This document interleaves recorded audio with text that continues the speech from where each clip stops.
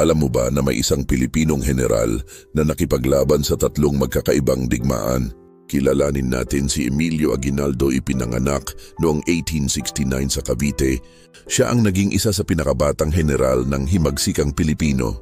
Sa edad na 27, pinangunahan niya ang mga revolusyonaryo laban sa Espanya at sunod-sunod ang naging tagumpay nila sa Cavite. Nang matalo ang mga Espanyol, dumating naman ang mga Amerikano. Ito ang simula ng madugong digmaang Pilipino-Amerikano kung saan ipinagpatuloy ni Aguinaldo ang laban para sa kasarinlan. Pero hindi pa diyan nagtatapos ang kanyang nasaksihan. Sa kanyang katandaan, noong ikalawang digmaang pandaigdig, muli niyang nakita ang pagdating ng dayuhang mananakop, ang mga Hapon.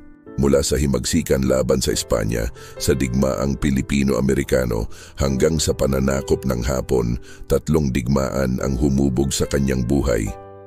Si Emilio Aguinaldo ay isang buhay na testamento ng hindi natitinag na pag-asa at paglaban ng Pilipino para sa kalayaan.